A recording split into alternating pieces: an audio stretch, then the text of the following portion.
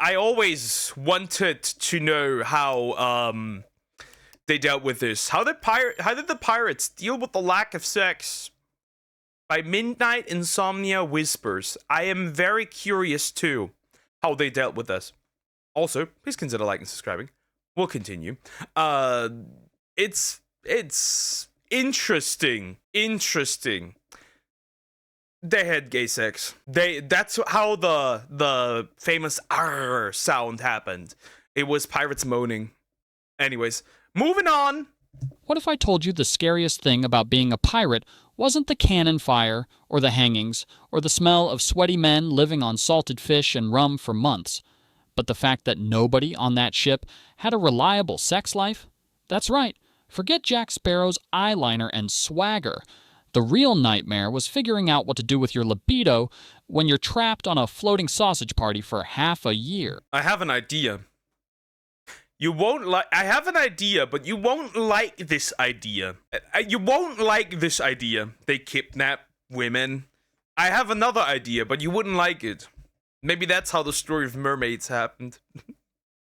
Anyways, your idea include fish poker? Yes it does. Yes it does. That's how mermaids were born. Sailors lived in a pressure cooker of boredom, violence, and yes, horniness. And unlike the fantasy novels, there weren't tavern wenches waiting under every deck plank. So how did these outlaw sea wolves handle the awkward, deeply human problem of, I kinda need to get laid? By the end of this video, you might actually feel like your modern dating problems, Tinder ghosting, awkward texts, disappointing one-night stands, and women, aren't so bad after all. And hey, if you enjoy learning about the weirdest, darkest corners of human history, hit that subscribe button, because if I'm going to need therapy after reading Pirate Diaries, you might as well join me on the couch. Let's get right into it. Number 1. The long, dry voyage. Picture it. You're stuck on a wooden ship with 80 dudes, 3 pigs, and a barrel of biscuits crawling with... Not the pigs. Not the pigs, guys. Not the pigs, I beg of you. Not the pigs. Not the pigs, I beg of you. If they went for the pig, please. Please. Maggots. The next port with women willing or unwilling to entertain sailors is months away. So what do? Well, the truth is, mostly nothing. Long voyages were notorious for being bone dry in every sense of the word. Many pirates simply had to grit their teeth and wait. But waiting didn't mean they weren't thinking about it. Sailors sang filthy songs, carved erotic graffiti into wood, and swapped dirty jokes as a coping mechanism. The ship itself became a floating locker room.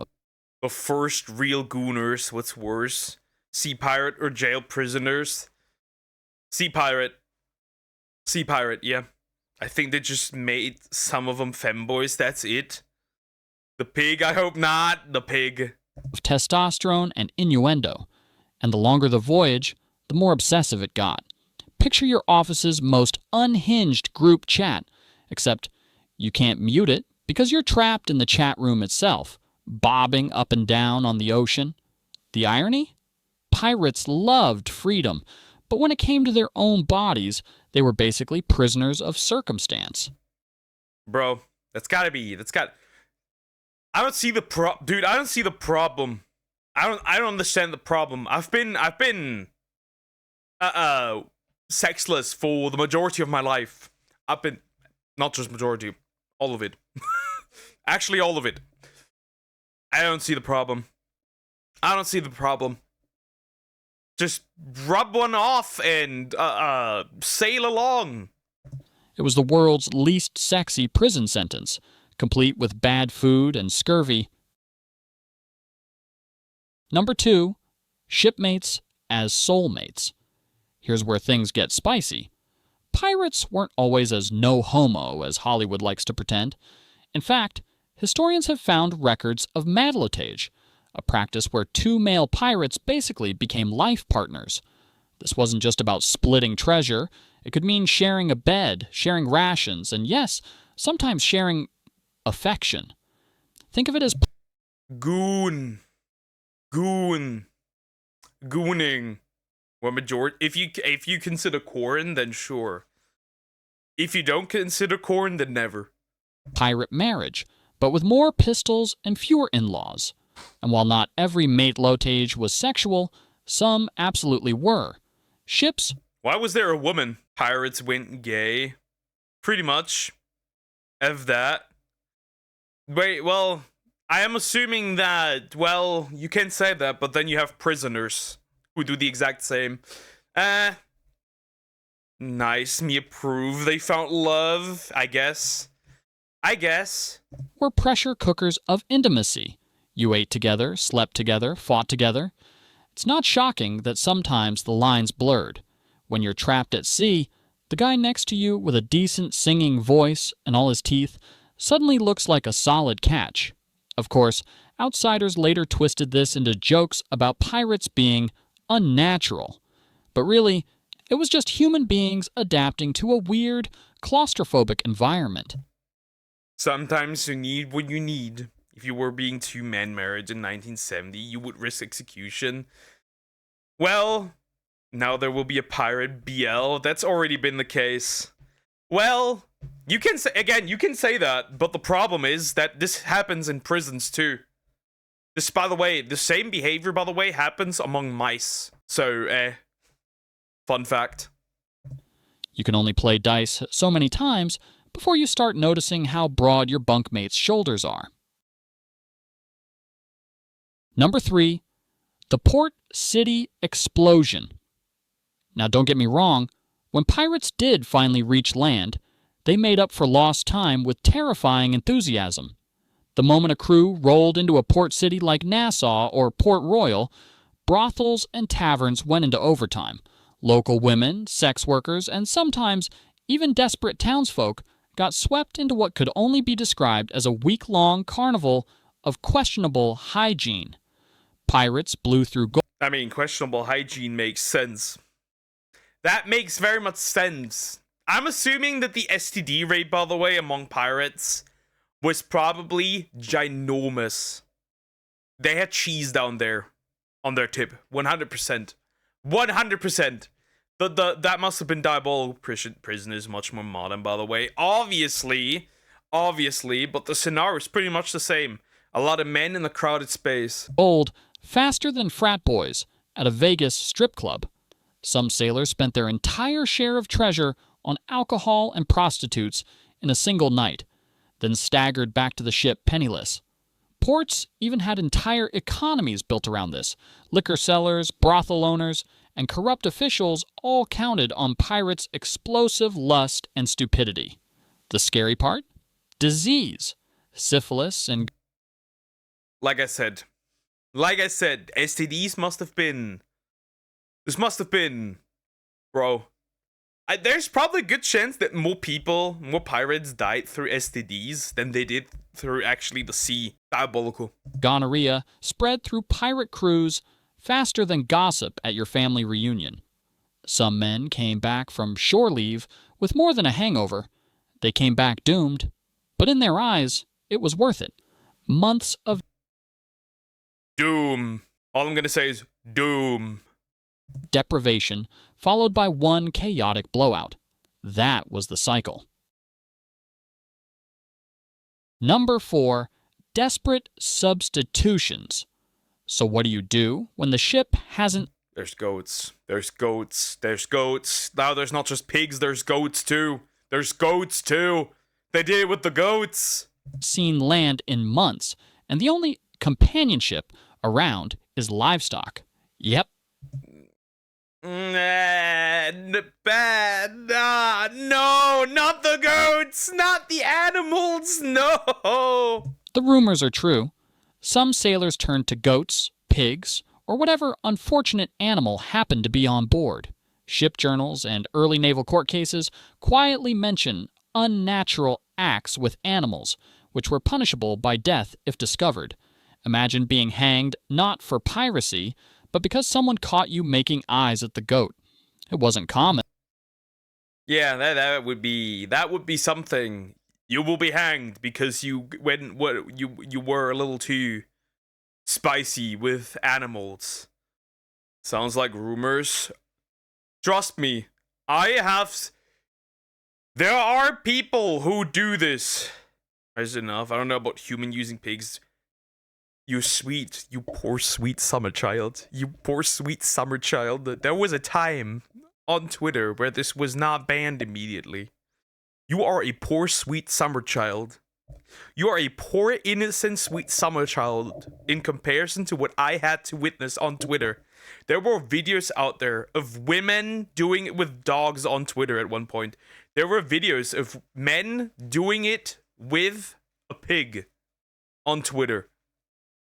There was a video of men doing it with a lizard. Trust me when I say this. You are a sweet, innocent child if you believe that this can happen. Thank God.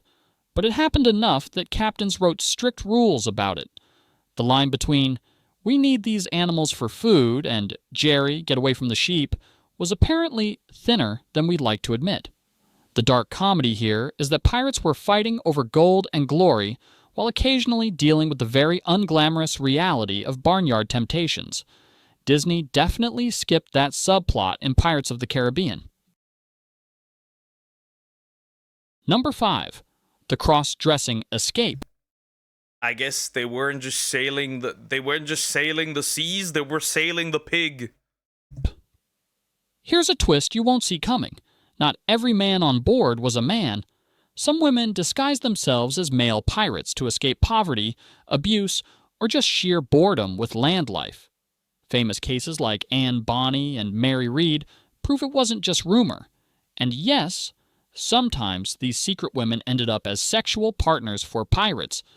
The reveal could be diabolical. Diabolical. So you just had sea prostitutes at that point. At that point, Jover. That is crazy. If that, I don't call it a behavior of humanity. Call it Sig Girl trying to offer herself in a creative way. But yeah, there's definitely humans that did animals. Dramatic. One sailor discovering his bunkmate wasn't exactly who he thought. Cue the soap opera music. For some crews, it was a scandal. For others, it was just another weird wrinkle in shipboard life.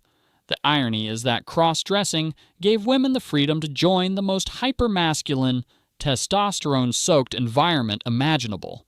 And once the truth came out, well, let's just say some pirates suddenly reconsidered their preferences.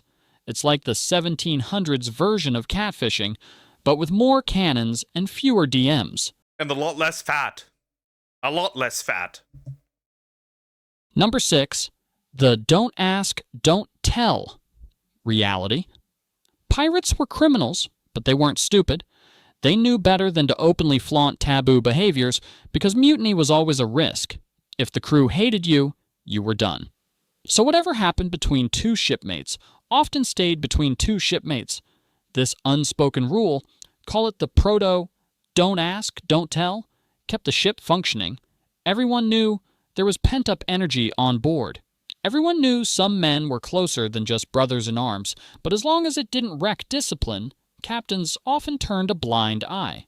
Think of it as the ultimate group project, survival tactic. Well, yeah, that makes sense, right? If you found out two homies on the ship were gay and did nasty things, you can't just get rid of one. That's gonna affect everyone else. You can't just like throw somebody overboard. It does make sense that you wouldn't just sacrifice somebody. There's possibly a good chance that a lot of other stuff was tolerated. Probably the animal stuff was a lot more tolerated than you would think, considering that, well, you need the manpower regardless. Complain about your lab partner eating glue if he's also the only guy who knows how to keep the cannon from exploding. In pirate logic, you do you, just don't sink the ship. It was pragmatic, it was hypocritical, and it was very, very human.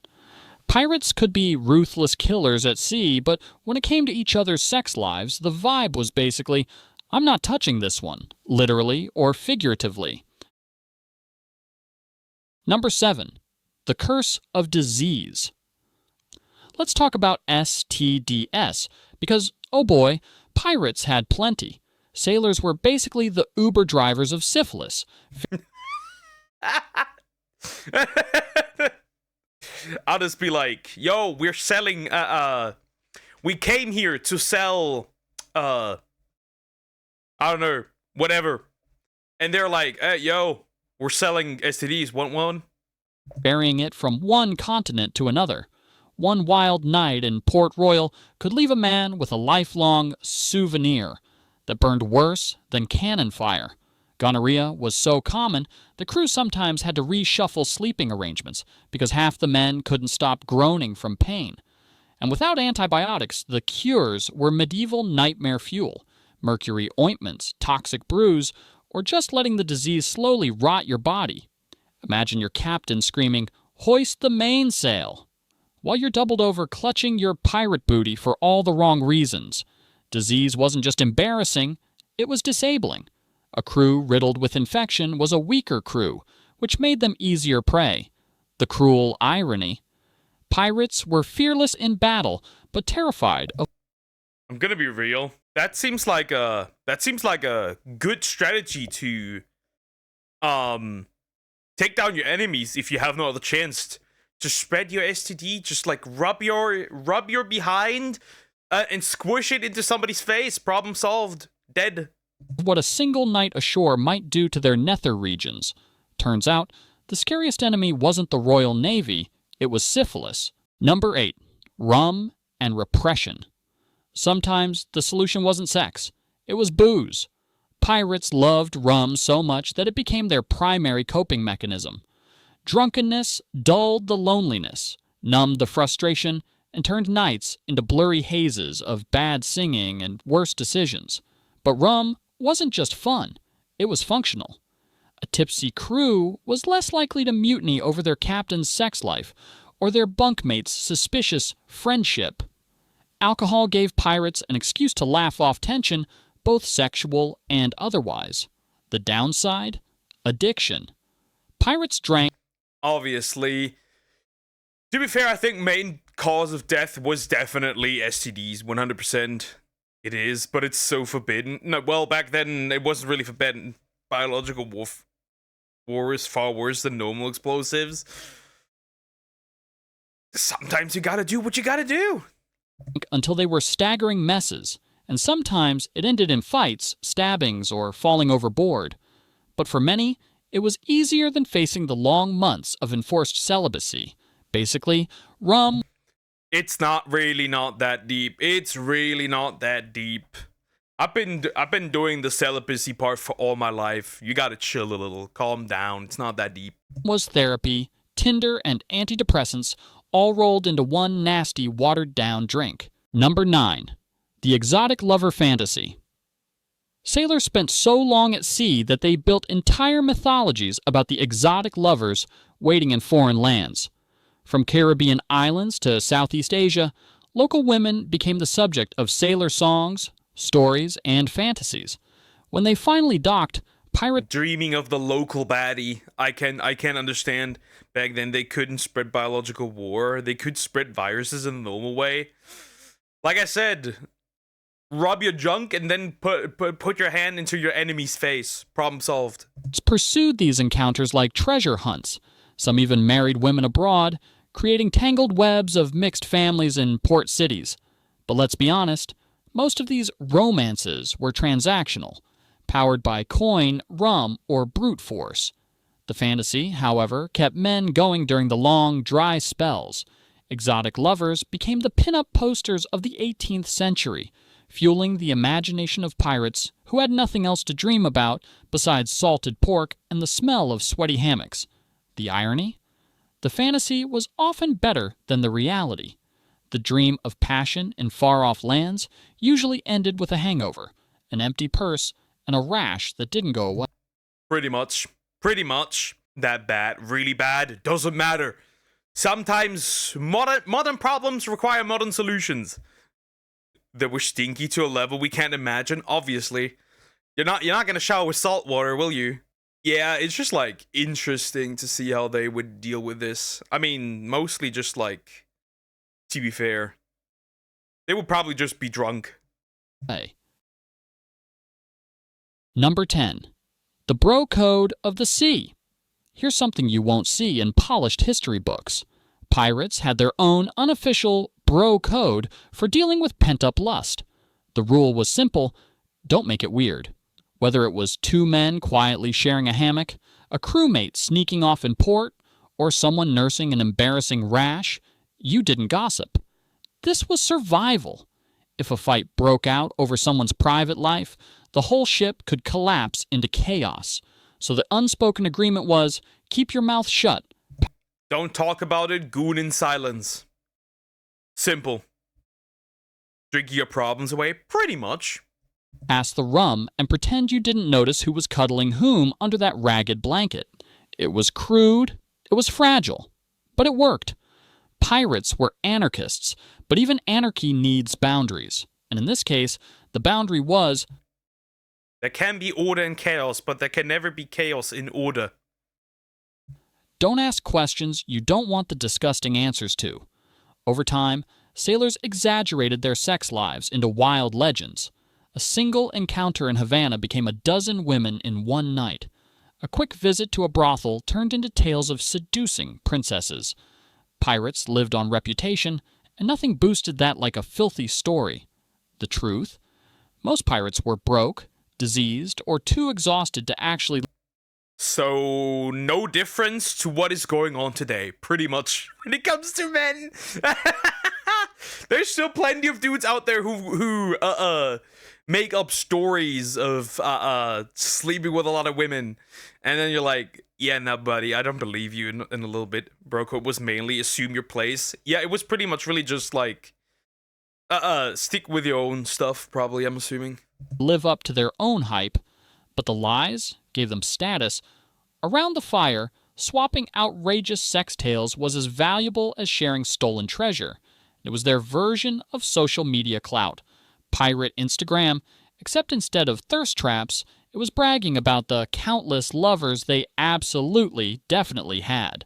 The irony is that behind the swagger, most of these men were just lonely, desperate, and making things up so they didn't seem pathetic, which, honestly, sounds a lot like modern dating apps. Number 11. Did they also add a few inches to their height? Gotta write your own fanfics about yourself? Kinda. The Lonely Horizon. At the end of the day, pirate life wasn't all gold coins and sea shanties. It was lonely. Many pirates died young, without families, without partners, and without anyone to mourn them but their crew. They're like me, for real, for real. They're like, I'm a pirate? They're like me, for real, for real. The lack of sex wasn't just about physical frustration. It was about the emptiness of living in a world where intimacy was rare and fleeting. That's the dark truth. Pirates sacrificed stability for freedom, and freedom came with a high price. No lasting relationships, no comfortable homes, no stable love. Just the endless ocean, a dangerous crew, and the occasional blurry night in a brothel. If history teaches us anything, it's that human desire doesn't just vanish. It adapts, mutates, and sometimes goes down some very weird paths involving goats, rum, and badly timed port visit. Involving goats. Pirates remind us that even the most fearsome, violent men were still human beings, struggling with the same awkward, messy needs as everyone else.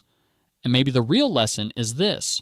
Our world today, with dating apps, awkward flirting, and questionable one-night stands, isn't actually that different from a pirate ship. Just less scurvy. Hopefully. That's all for today. I'll be making similar videos in the future. That's pretty much it. Why no female pirates? There were female pirates that were cross-dressing, but they were very rare. They were very rare. Okay, so interesting. So what does this come down to? Gay sex, animals, and alcohol. Where's the alcohol? That's pretty much it. That covers it. And a lot of STDs after you got home and had a lot of fun with happy house girls, whatever you want to call them. Anyways, like, comment, and subscribe.